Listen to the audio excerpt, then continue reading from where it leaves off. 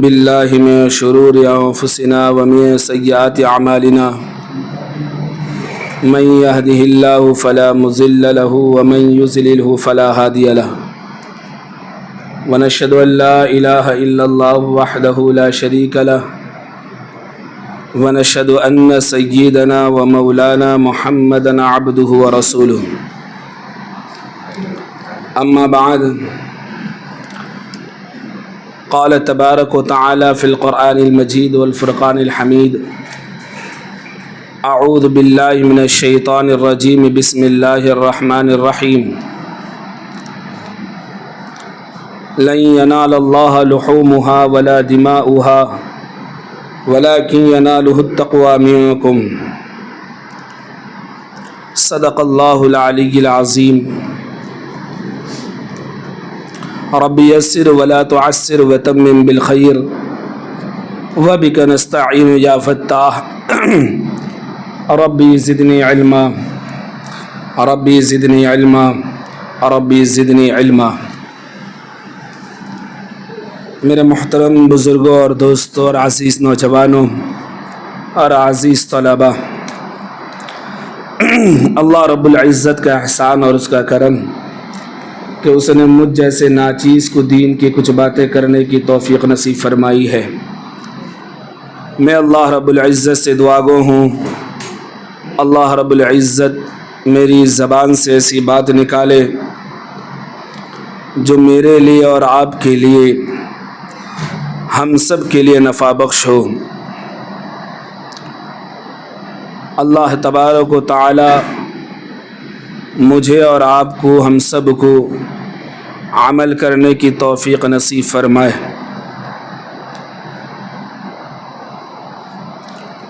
میرے محترم بزرگوں نوجوانوں، ذی الحجہ کا آخری عشرہ چل رہا ہے۔ ہم لوگوں نے ذی الحجہ کا شروع کا 10 دن، پھر عید الاضحیٰ، عید بھی پڑھی اور ہم نے قربانی بھی کی اسی مہینے۔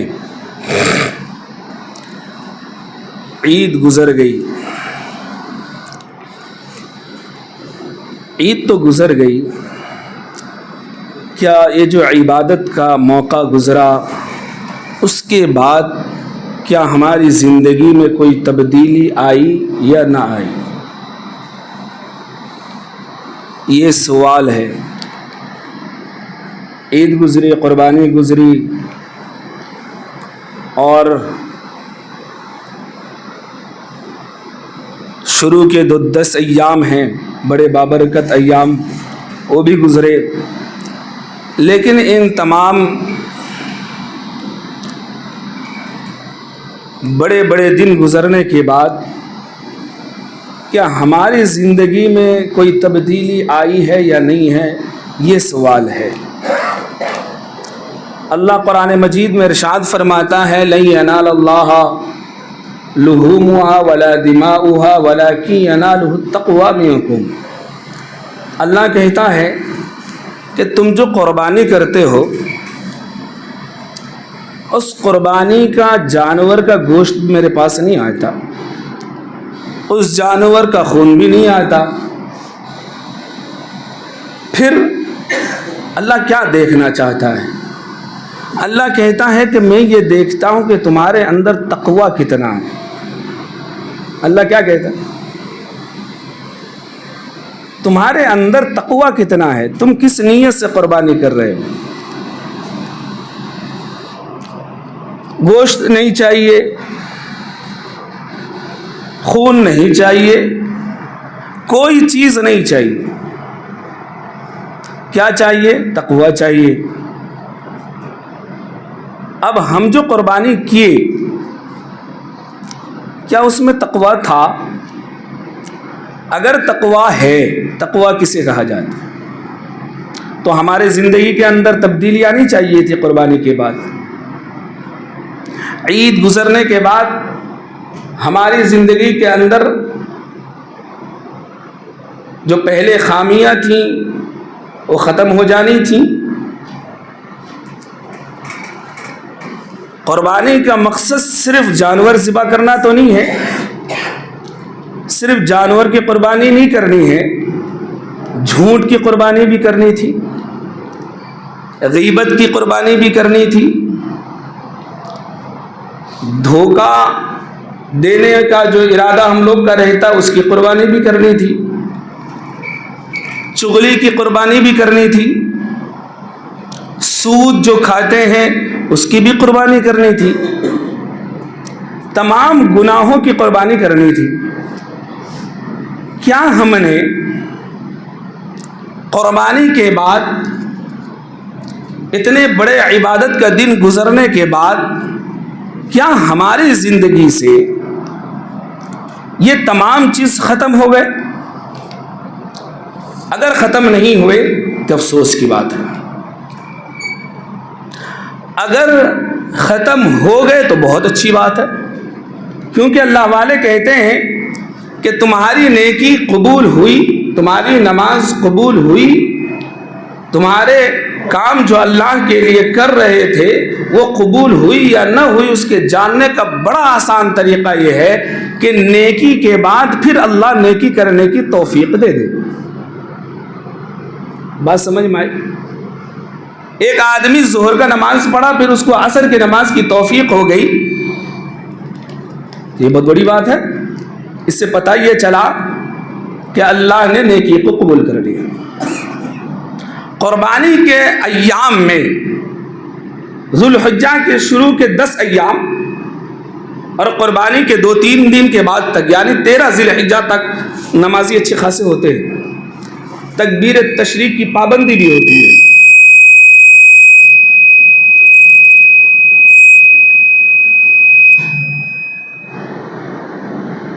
تکبیر تشریق کی پابندی بھی ہوتی ہے، نماز کی پابندی ہوتی ہے، لوگ مسجدوں میں آتے ہیں۔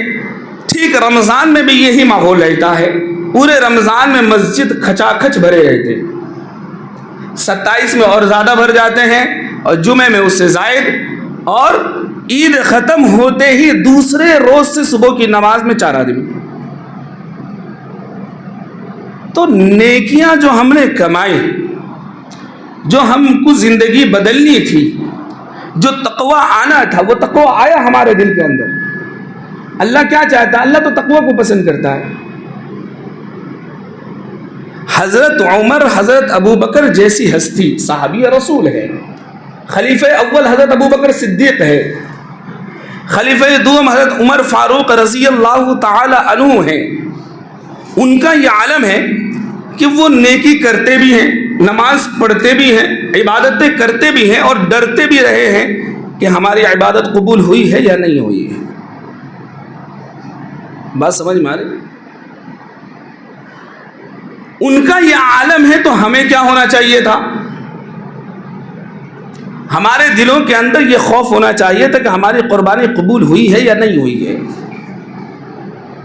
تو اس کے لیے کیا ہونا تھا؟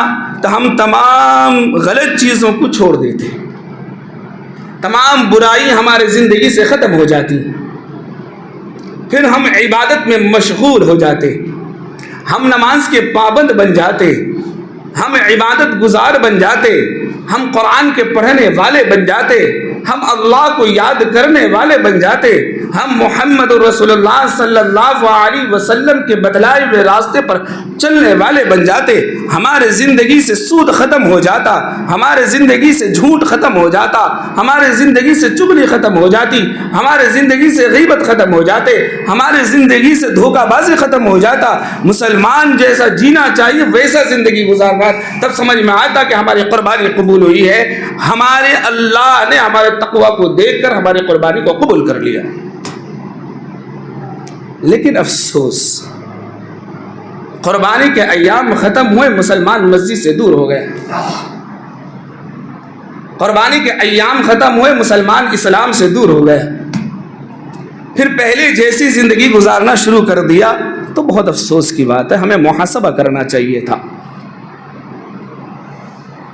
ہمیں اپنی زندگی میں جھانک کر دیکھنا چاہیے تھا۔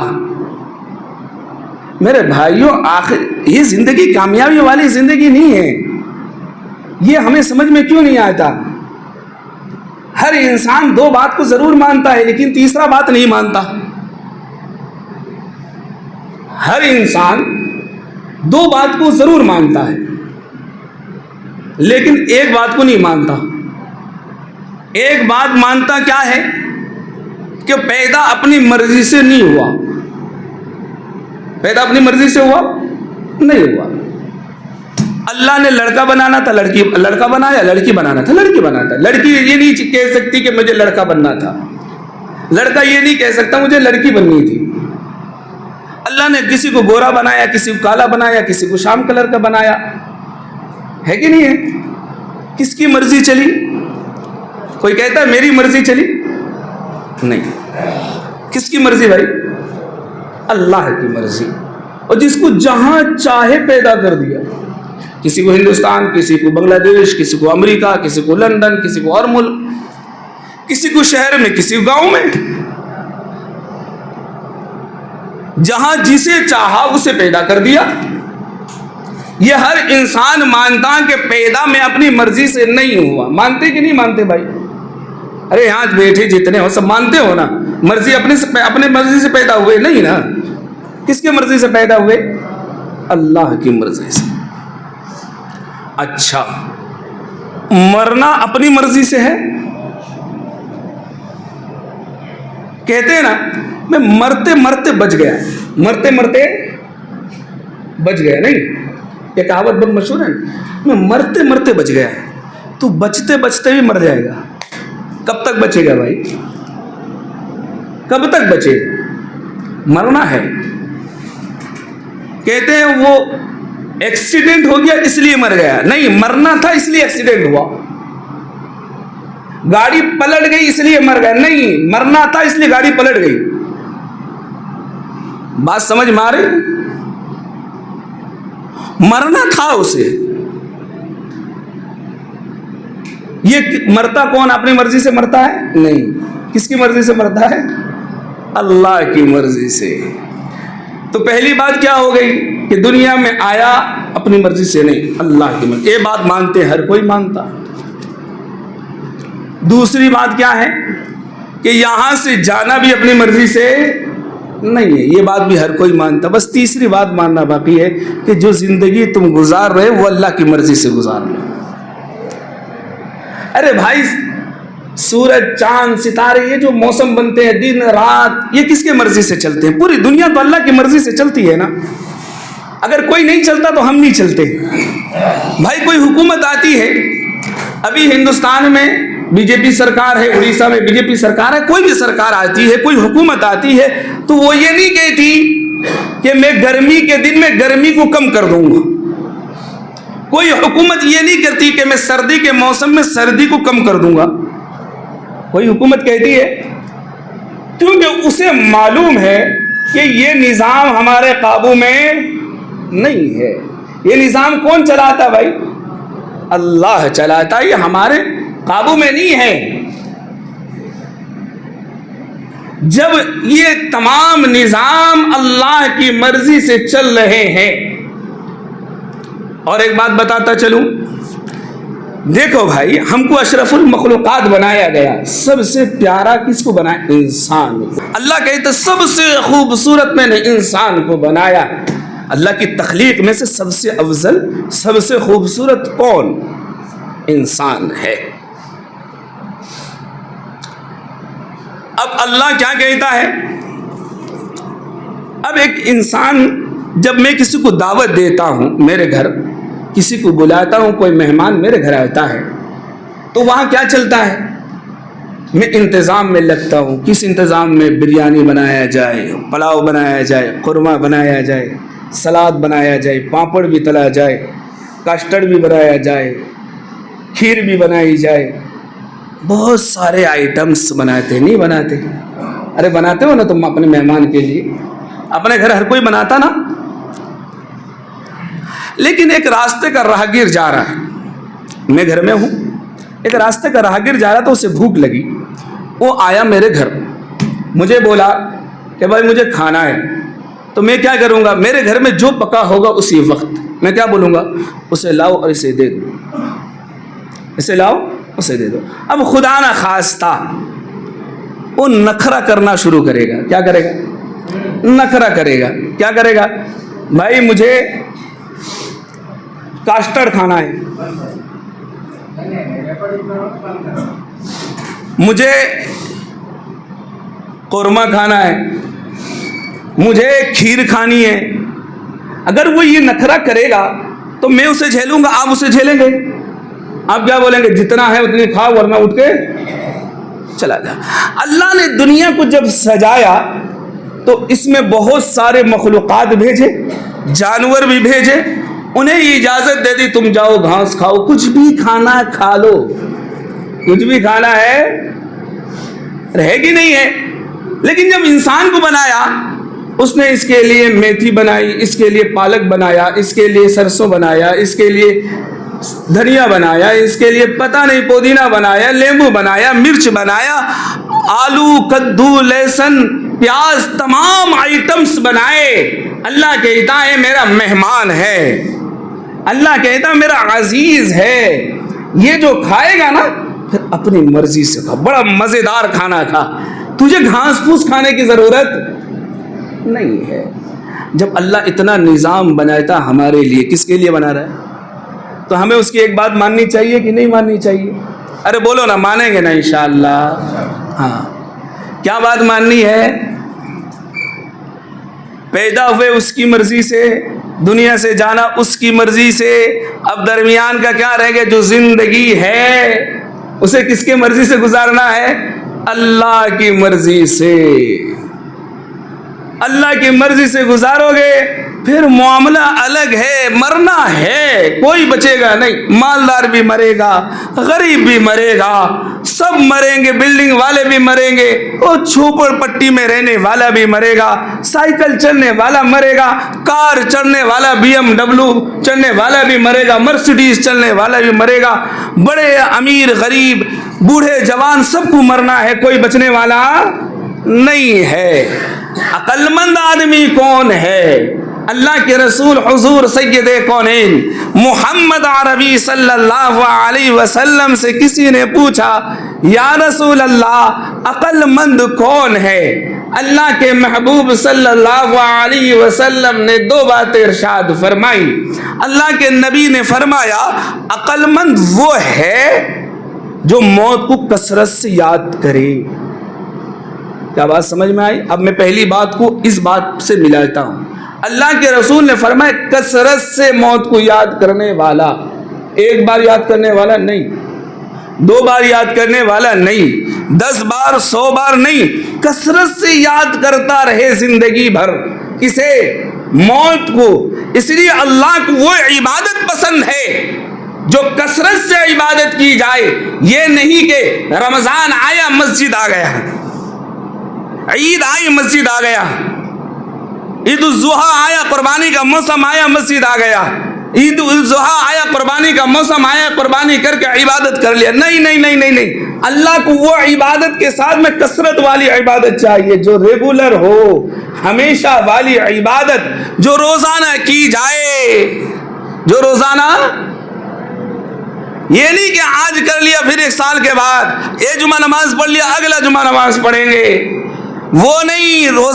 روزانہ دن میں 5 وقت نماز پڑھنے والا اللہ کو وہ عبادت گزار پسند ہے. تو اللہ کے رسول صلی اللہ علیہ وسلم نے کیا فرمایا؟ عقل مند انسان وہ ہے جو موت کو کثرت سے یاد کرے. یہ نہیں کہ آج یاد کر لیا 1 سال کے بعد موت کو یاد کرے. نہیں نہیں, روزانہ یاد کر لو, پتہ نہیں کب موت آ جائے. پھر اللہ کے رسول صلی اللہ علیہ وسلم نے فرمایا عقل مند آدمی وہی ہے جو موت سے پہلے موت کی تیاری کر لے. ارے مرنے کے بعد پیش ہونا ہے کہ نہیں ہے؟ قرآن میں سورہ بقرہ میں ایک آیت آتا ہے, جب حضرت عبداللہ ابن عمر اس آیت پر پہنچتے جس کا ترجمہ یہ ہے کہ ایک روز اللہ کے دربار میں سب کو کھڑا ہونا ہے, پہنچتے تو بے انتہا روتے. ہاں سب کو کھڑا ہونا ہے, حساب دینا ہے, اللہ حساب لے گا, اللہ پوچھے گا.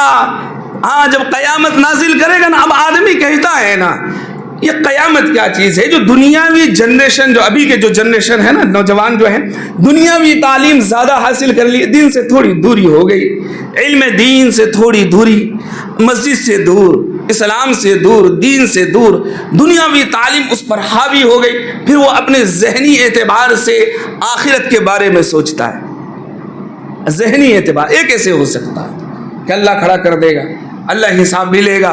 ارے اللہ سوال کرے گا، اللہ کہے گا میں نے تجھے جوانی دی تھی کہاں خرچ کی؟ اللہ پوچھے گا میں نے تجھے مال دیا تھا کہاں خرچ کیا؟ کہاں سے کمایا، کہاں خرچ کیا؟ اسے حساب ہوگا۔ اللہ جنت اور جہنم دونوں بنا کر رکھا ہے۔ جنت کا جب تم تذکرہ سنو گے، اب عقل کام نہیں کرے گا۔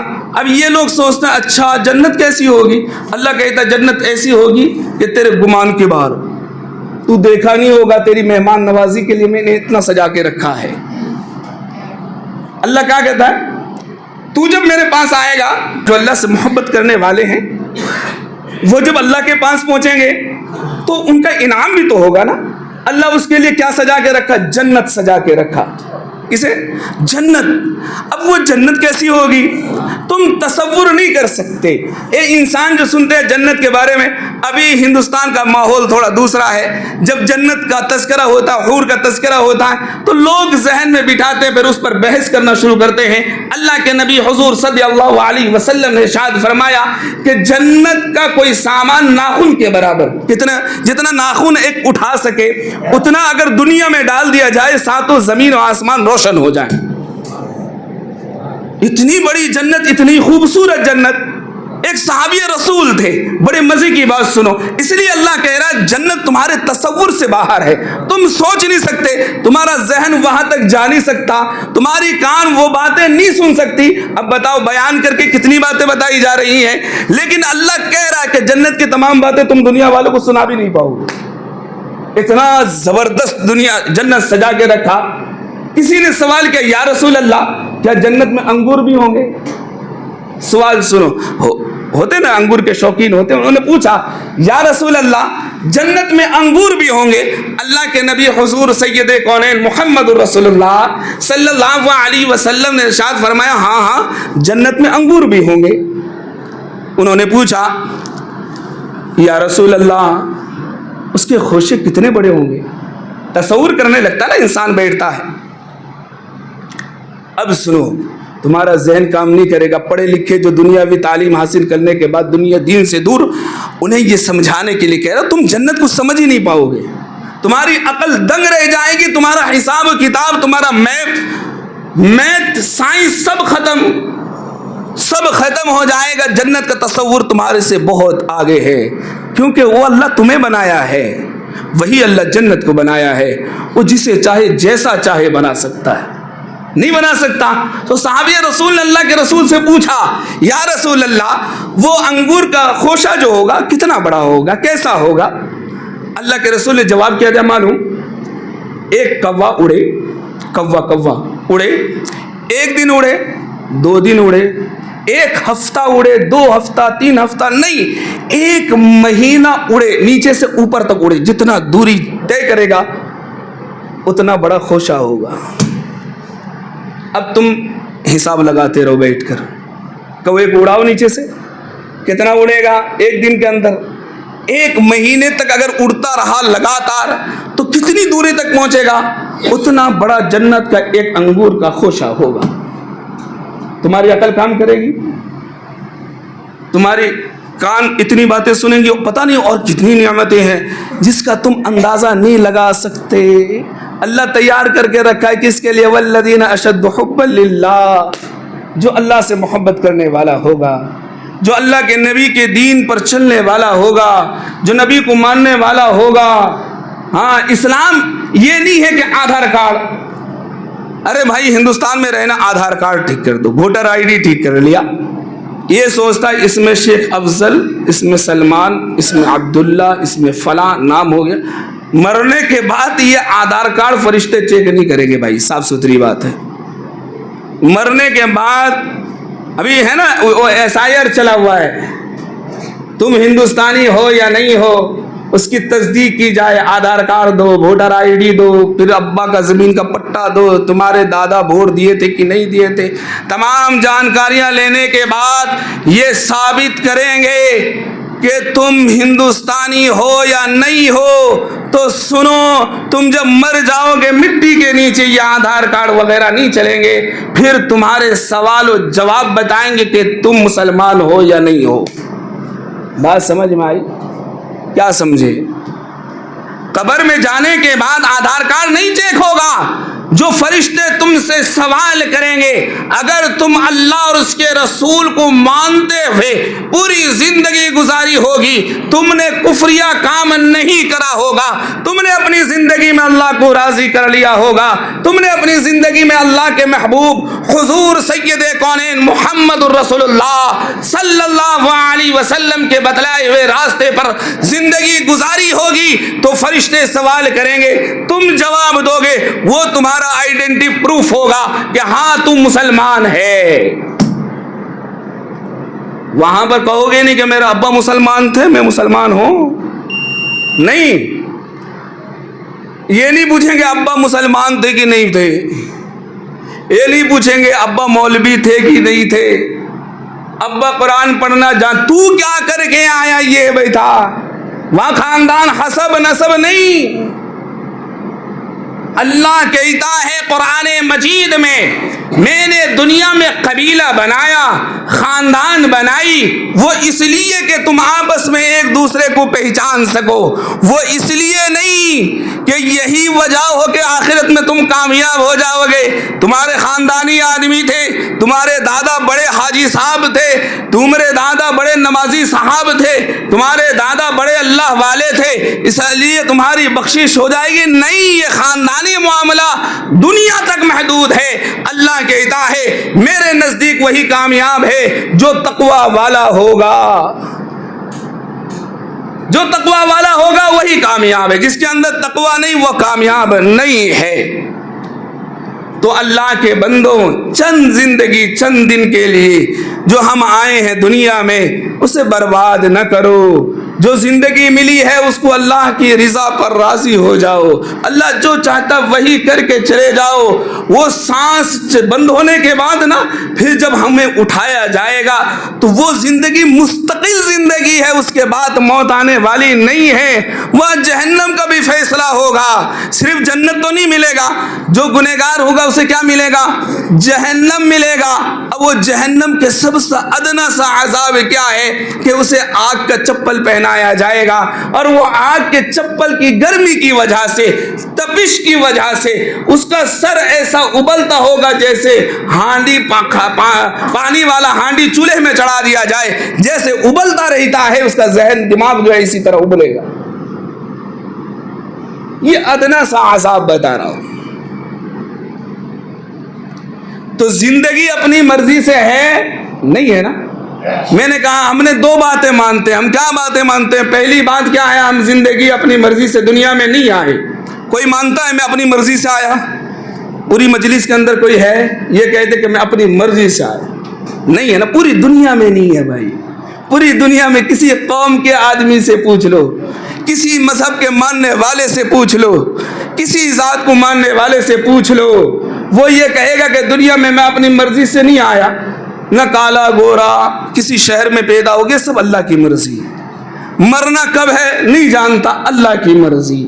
جب دو باتیں مانتے ہیں تو ایک بات مانیں گے نا انشاءاللہ۔ کیا بات ہے بھائی؟